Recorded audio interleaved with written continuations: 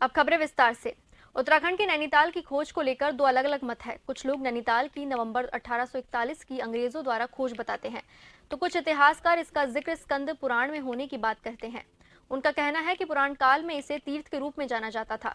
इतिहासकारों के अनुसार 18 नवंबर 1841 को पीटर बैरन ने नैनीताल पहुंचकर इस खूबसूरत वादी को पहली बार देखा था। बताया जाता है कि यहां से आगरा लौटने के बाद पीटर ने इस जगह की सुंदरता के बारे में एक अखबार में लिखा था। उन्होंने ये भी जिक्र किया था कि हर किसी व्यक्ति ने एक बार नैनीताल को देखने के लिए जरूर जाना चाहिए। नैनीताल का मौसम बहुत सुंदर है। नैनीताल की खुशहाली एवं अमन चयन के लिए हवन किया गया।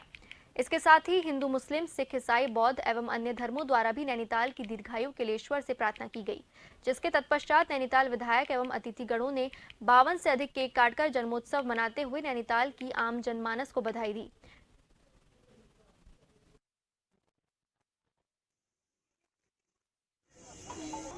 1841 को जो हम लोगों का नैनीताल का मैं कहूँगी बर्थडे हम लोग मनाते हैं। 1841 को इसकी खोज की गई बैरन द्वारा और 1842 की पूरा नैनीताल स्थापित हुआ। और आज नैनीताल की जो हमारी धरोहर है, हमारा जो लेक है, हमारी पूरी नैनीताल है, हम रक्षा चाहते हैं कि पूरी माँ नैना देवी से कि नैनीताल हमारा सुरक्षित रहे। जो हमारा बलिया नाला एक प्रभावित हो रहा है आपदा में, वो आगे ना बहे। और मैं ये चाहती हूँ कि पूरा नैनीताल, आज मारुति साजी का बहुत बहुत आभार प्रकट करूँगी, पूरे व्यापार मंडल का, कि जिस तरह से उन्होंने यहाँ पर नैनीताल का बर्थडे हमेशा से मनाते आ रहे हैं। हर सर्वधर्म सामान्य को लेकर सभी ने यहाँ पर दुआएं पड़ी, चाहे मुस्लिम हो, सिख हो, ईसाई हो। हमारे हिंदू धर्म से यहाँ पे हवन हुआ। सर्किट हाउस पहुंचे, जहां हेलीपैड पर ही भाजपा कार्यकर्ताओं ने और वरिष्ठ नागरिकों ने मुख्यमंत्री का भव्य स्वागत किया।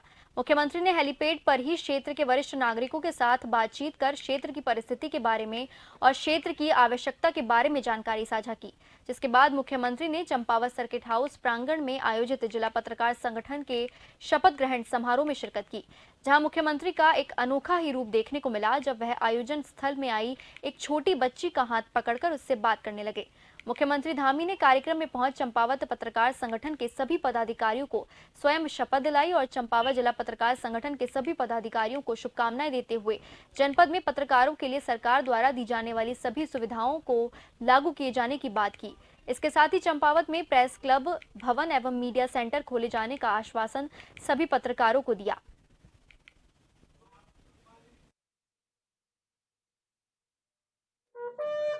पत्रकारों लोकतंत्र के चौथे स्तंभ महती भूमिका है और मैं सभी से अनुरोध करूंगा कि सब लोग इस भूमिका को अच्छे तरीके से निर्वाह कर रहे हैं और हमारे सब लोग साथ में चलकर मार्गदर्शन करके एकमेव होकर हम लोग उत्तराखंड को हिंदुस्तान का श्रेष्ठ राज्य बनाएंगे। और हमारा जो ये जिला है चंपावत जिला, यह आदर्श जिले की श्रेणी में आए, इसके लिए भी हम सब काम करेंगे। मैं नई कार्यकारिणी को बहुत शुभकामनाएं देता हूं कि नया पत्रकार संगठन यहाँ पर तैयार हुआ है। आगे चलकर वो आम हितों के लिए, आम जनता के हितों के लिए, जन सलाहकारों के लिए लगातार काम करेगा।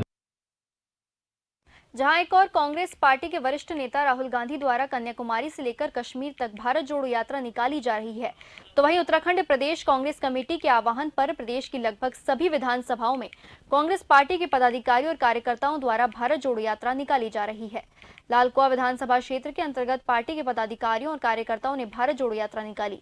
इस दौरान कांग्रेस नगर अध्यक्ष सरदार गुरदीप सिंह, नैनीताल जनपद के पर्यवेक्षक और पूर्व विधायक प्रेमानंद महाजन, पूर्व चेयरमैन लालकुआ रामबाबू मिश्रा, वरिष्ठ कांग्रेसी नेता रविशंकर तिवारी और कांग्रेस एसएससी विभाग के नैनीताल जिलाध्यक्ष इंद्रपाल आर्य ने अपने संयुक्त बयानों में कहा कि मौजूदा समय में भारतीय जनता पार्टी की सरकार में लगातार बढ़ रही महंगाई से आम जनमानस त्रस्त है।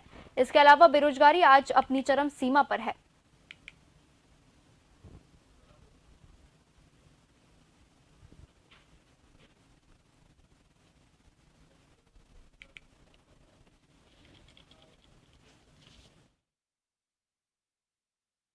कांग्रेस पार्टी जनता में संदेश देना चाहती है कि नफ़रत की जो राजनीति आजकल हो रही है पूरे हिंदुस्तान में, इसको ख़त्म करके और भारत जोड़ो आपस में तालमेल, हम सब सिख, ईसाई, हम सब आपस में भाई भाई हैं और वो भाईचारा का नाता बना रहा है।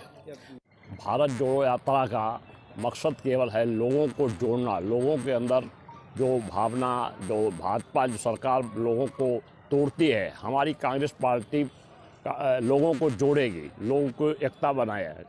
किसी जात पात की राजनीति भाजपा करती, हमारी पार्टी जात पात की राजनीति नहीं करती है। राष्ट्रीय उपाध्यक्ष, पूर्व राष्ट्रीय अध्यक्ष हमारे माननीय राहुल गांधी जी के द्वारा जो पूरे देश में कन्याकुमारी से लेकर के हमारे कश्मीर तक का जो यात्रा करी है, वो एक उद्देश्य यह है कि पूरे देश में जो नफरत का इन खेल खेल रखा है, जो आम आदमी को लड़ाने का, धर्म को धर्म से लड़ाने का, तो इसलिए एक नफरत छोड़ो भारत जोड़ो एक हमारा नारा है।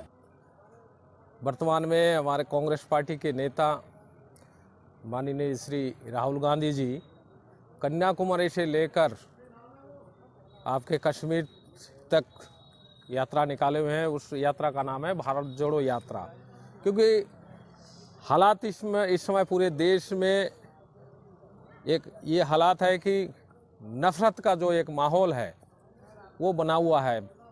उस माहौल को देखते हुए उन्होंने ये यात्रा निकाला है। भारतीय संविधान आज के तारीख में खतरे में है। भाई सब एक साथ रहें और जो महंगाई जनता को संदेश दें कि जो महंगाई बढ़ रही है, हर तरफ चढ़ाई हो रही है, महंगाई बढ़ रही, सिलेंडर महंगा, हर चीज़ महंगी, राशन महंगा, और जनता को जागरूक करने के लिए ये भारत यात्रा। बेरोजगार जो हैं बेचारे बेरोजगार लोग जो हैं घूम रहे हैं, ऐसे ही हम सबको साथ लेके चलेंगे। और भारत यात्रा का मतलब यही है कि सबको जोड़ के चलो, सबका विकास करो, भारत का विकास करो, यही हमारी भारत। उत्तराखंड बाल अधिकार संरक्षण आयोग और प्लान इंडिया इंटरनेशनल के तत्वाधान में आयोजित बाल विधानसभा में उत्तराखंड विधानसभा अध्यक्ष ऋतु खंडूड़ी भूषण ने पहुंचकर 70 बाल विधायकों से संवाद किया। आपको बता दें कि प्रदेश के 70 बाल विधायक देहरादून पहुंच चुके हैं। वहीं बाल अधिकार संरक्षण आयोग की अध्यक्ष गीता खन्ना ने कहा कि बाल विधानसभा के गठन से बच्चों में चहुमुखी विकास हो रहा है। बच्चे भी राजनीति की जानकारी प्राप्त कर रहे हैं और बच्चों को सकारात्मक राजनीति करने के विषय में बताया जा रहा है, क्योंकि आज के बच्चे कल का भविष्य हैं। इसलिए उन्हें अभी से ही एक मंच देकर इनके सामूहिक विकास की ओर ध्यान दिया जा रहा है।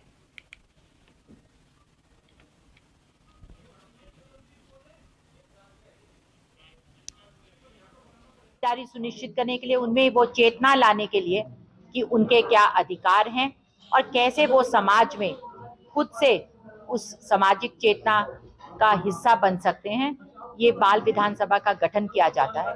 उनके अंदर लीडरशिप क्वालिटीज, जो छुपी हुई प्रतिभा है, उसको निखारना और उनको एक मंच देना कि वो अपनी आवाज को बुलंद करना सीख सकें, अपनी आवाज को संयम और सधे तरीके से उसमें एडमिनिस्ट्रेटिव पार्टिसिपेशन आ सके, का समायोजन हो सके, इसके लिए बाल विधानसभा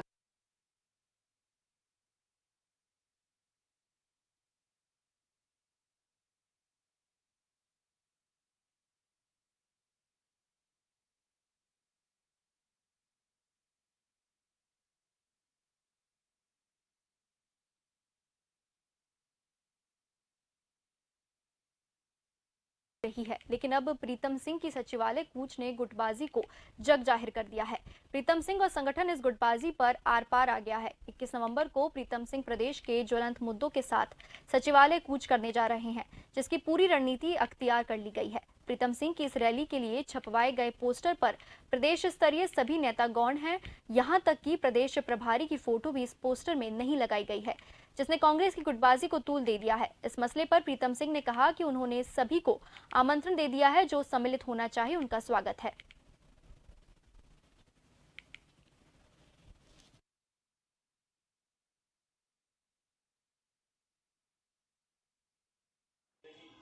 देखिए, जिन मुद्दों को माननीय प्रीतम सिंह जी उठा रहे हैं वो मुद्दे ज्वलंत मुद्दे हैं प्रदेश के, और कहीं ना कहीं पूर्व अध्यक्ष भी वो रह चुके हैं, पूर्व नेता प्रतिपक्ष भी रह चुके हैं।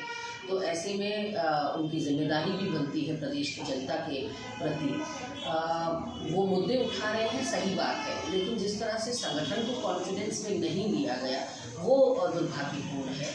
और कांग्रेस को ही मजबूती मिलेगी इस पूरे कदम से। तरीके सबके अलग अलग हो सकते हैं कांग्रेस को मजबूत करने के या भाजपा को कटघरे में खड़ा करने के, वर्तमान सरकार को कटघरे में खड़ा करने के। अपने तौर तरीके हर कार्यकर्ता के, हर नेता के अलग अलग हो सकते हैं और वो एक डिबेटेबल इशू है, वो एक चर्चा का विषय है कि किसने सही तरीका अपनाया, किसने गलत तरीका अपनाया। लेकिन अनंतो गत्वा मुझे लगता है कि जो कुछ भी जुड़ेगा कांग्रेस के ही खाते में जुड़ेगा। उत्तराखंड की भाजपा सरकार पर पूर्व नेता प्रतिपक्ष प्रीतम सिंह ने जुबानी हमला बोला है। उन्होंने कहा कि भ्रष्टाचार पर भाजपा के 2 पूर्व मुख्यमंत्री बोल चुके हैं, जबकि सच्चाई यही है कि भाजपा की कथनी और करनी में फर्क है। क्योंकि पूर्व मुख्यमंत्री आरोप तो लगा रहे हैं, लेकिन जब कार्रवाई की बात आती है तो फिर सरकार खामोश हो जाती है।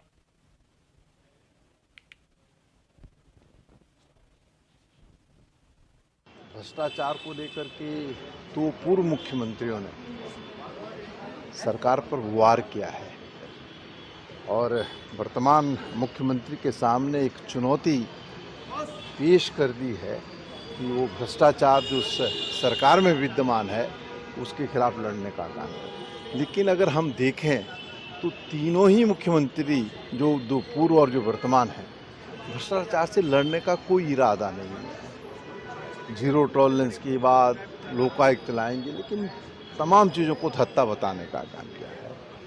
अब हाईकोर्ट ने एक निर्णय दिया कि पूर्व मुख्यमंत्री जी के परिप्रेक्ष्य में जो है सीबीआई जांच करे। सरकार जो है सुप्रीम कोर्ट गई। अब इस सरकार ने उस एसएलपी को वापस लेने का निर्णय लिया है। मैं तो समझता हूं कि जब भ्रष्टाचार की बात आती है, जीरो टॉलरेंस की बात आती है, तो क्यों। जनपद देहरादून के दूरस्थ तहसील त्यूनी में ई चौपाल कम बहुउद्देशीय शिविर का आयोजन किया जा रहा है। जिलाधिकारी कैंप कार्यालय देहरादून वर्चुअल के माध्यम से जुड़े हैं, जबकि त्यूनी में मुख्य विकास अधिकारी झरना कमठान एवं जनपद स्तरीय अधिकारियों के साथ मौके पर शिकायतें सुनते हुए वर्चुअल के माध्यम से जिलाधिकारी सोनिका के संज्ञा में न लाते हुए मौके पर निस्तारण कर रही है।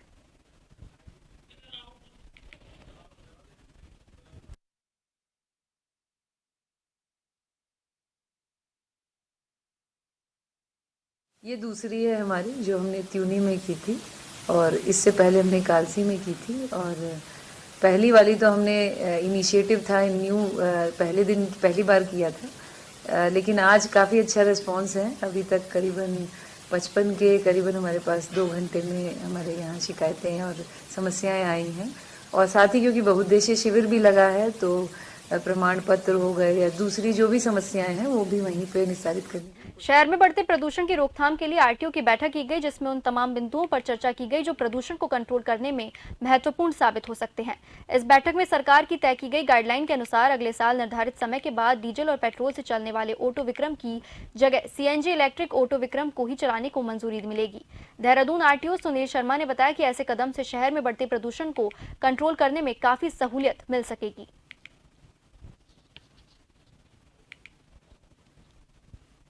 1/11/2022 को हमारी आरटीए की बैठक हुई, जो कि कोरोना की वजह से काफ़ी 3.5 साल बाद हुई है, जिसमें कई मुद्दे थे, जिसमें माननीय उच्च न्यायालय द्वारा भी कुछ निर्देश दिए गए थे बैठक करने के। उन मुद्दों पर भी विचार किया गया। साथ में एक महत्वपूर्ण मुद्दा था कि देहरादून और ऋषिकेश शहर में हो रहे प्रदूषण में जो एनजीटी ने गाइडलाइन दे रखी है और सरकार ने जो एक टास्क फोर्स या एक प्लान बना रखा है, उसका इम्प्लीमेंटेशन परिवहन विभाग कैसे करे। 9 माह पूर्व चोरी की गई बोलेरो कार को पुलिस ने बरामद किया है। वहीं कार के साथ 2 आरोपी को भी गिरफ्तार किया गया है। पुलिस कप्तान को वाहन चोरों का इनपुट मिला था, जिस पर काम करते हुए गंगनहर पुलिस को यह सफलता हासिल हुई। आपको बता दें कि कोतवाली गंगनहर क्षेत्र के चाव मंडी से 5 फरवरी 2022 को एक महिंद्रा बोलेरो कार चोरी हो गई थी।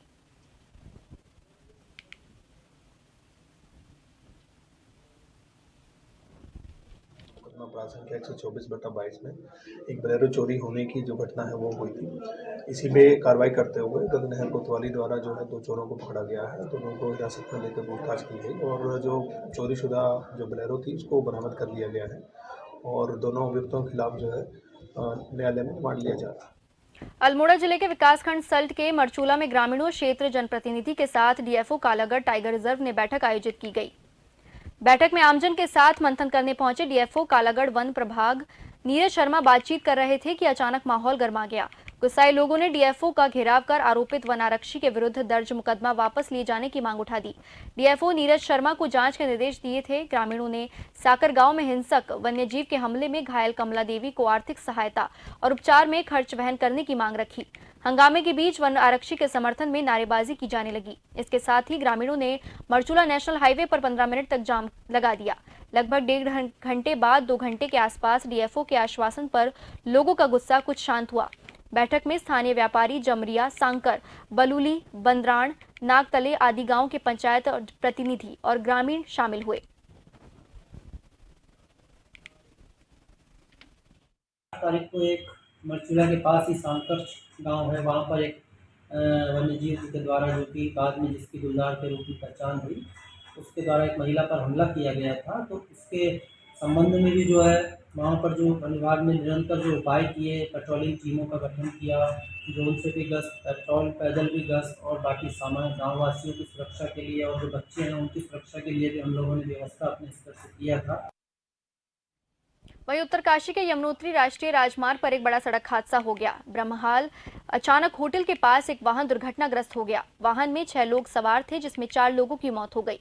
वहीं घायलों को अस्पताल में भर्ती करवाया गया है।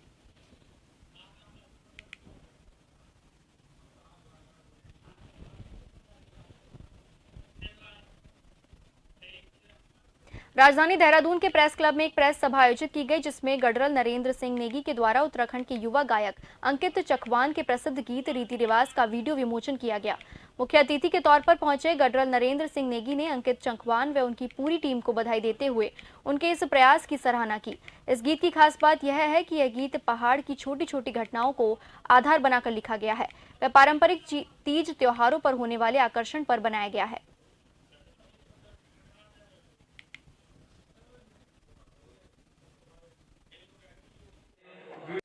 अंकित चकवान जो ये कलाकार है, हमारा नया कलाकार, उभरता हुआ कलाकार है, इसके गीत रीति रिवाज का लोकार्पण किया गया है और ये पहाड़ी म्यूज़िक जंक्शन जो है इन्होंने इसको रिलीज़ किया है।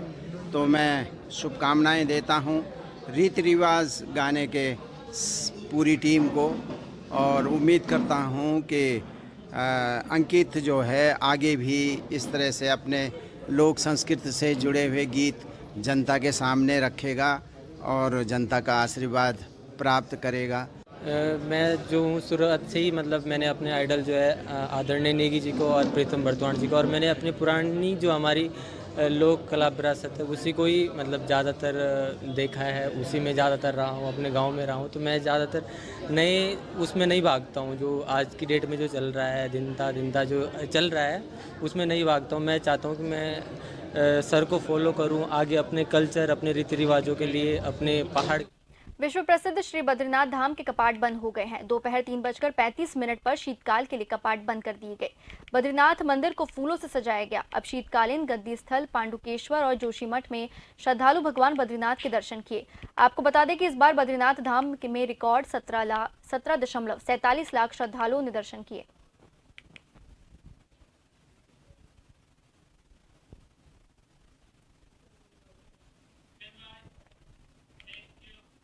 जसपुर के रेडिसन होटल पहुंचे भारतीय किसान यूनियन के नेता और किसान आंदोलन के मुख्य स्तंभ रहे राकेश टिकैत का स्थानीय किसानों ने फूल, माला और शॉल उड़ाकर उनका स्वागत किया। वहीं इस मौके पर क्षेत्रीय विधायक आदेश चौहान भी मौजूद रहे।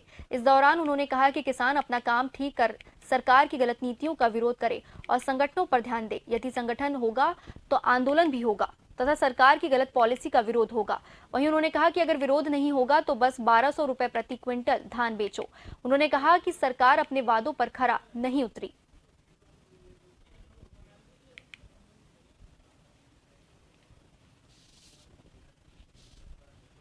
किसानों के लिए भाई अपना खेत में काम धंधा करे, ठीक, सरकार की गलत नीतियों का विरोध करे और अपना संगठन पे ध्यान दे। संगठन होगा तो आंदोलन भी होंगे। तो सरकारों की गलत पॉलिसी का विरोध होगा, वे पॉलिसी वापस होंगे। और अगर नहीं रहेगा तो फिर भाई वही 1200 रुपये में धान अपना बेचो। हाँ, खरे नहीं उतरी सरकार भाई झूठिस्तान की बादशाह होगी, ये खरे उतर नहीं रही कहीं भी, ये झूठ बोलती है। एकल अभियान ग्राम स्वरोज योजना के तहत अभ्युदय यूथ क्लब की ओर से आज उत्तराखंड संभाग स्तरीय खेलकूद मनोज सरकार स्पोर्ट्स स्टेडियम में शुरू हो गए। इसका उद्घाटन उत्तराखंड वन विकास निगम के अध्यक्ष कैलाश गहतोड़ी ने किया। उन्होंने बच्चों को उत्साहवर्धन किया और कहा कि इस तरह के आयोजन गांव देहात की प्रतिभाओं को मंच देने का काम करते हैं। उन्होंने खिलाड़ियों द्वारा निकाले गए मार्च पास्ट की सलामी ली और ध्वजारोहण ही किया। आपको बता दें कि क्लब की ओर से देश भर में आयोजित की जा रही खेलकूद प्रतियोगिता में देश के 1 लाख से अधिक सुदूरवर्ती गांवों के 7 से 14 वर्ष के ऐसे बालक बालिकाएं प्रतिभाग कर रहे हैं। ये वो बच्चे हैं जो संसाधन के अभाव में रहते हैं या अब तक मंच नहीं मिल पाने पर उनकी प्रतिभा निखारने से रह जाती है। इन बच्चों को राष्ट्रीय स्तर तक पहुंचाने के क्रम में उत्तराखंड के संभाग स्तरीय 2 दिवसीय खेलकूद समारोह का आयोजन किया जा रहा है।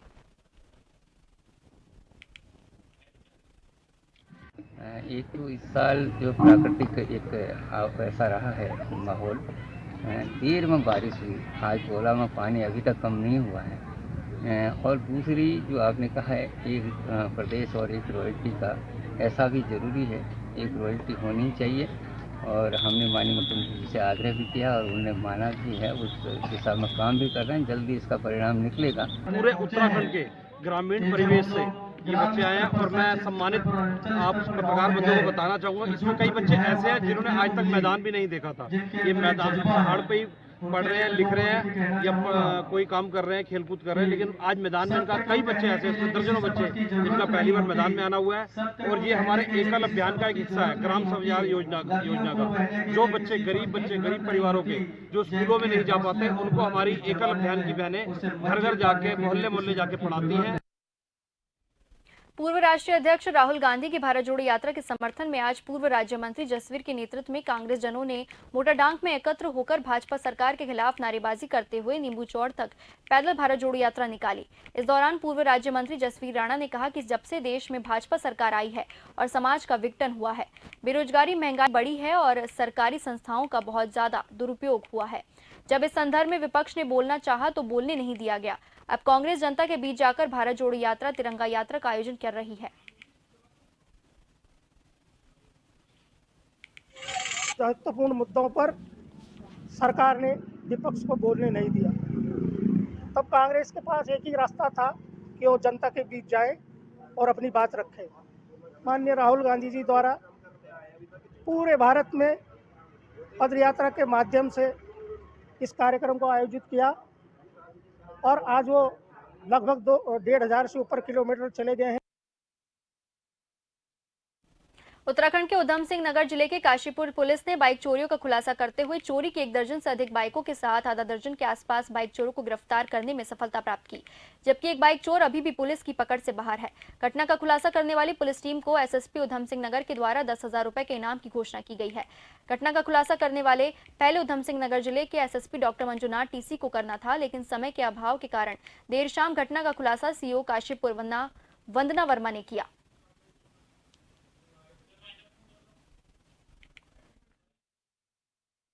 क्रम में लगातार अपराधियों के खिलाफ कार्रवाई की जा रही है।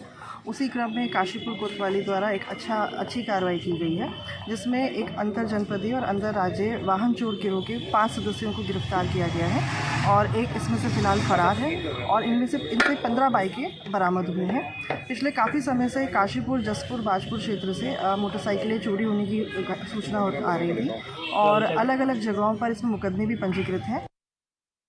इन्हीं सब खबरों के साथ फिलहाल के लिए इस बुलेटिन में बस इतना ही। नमस्कार।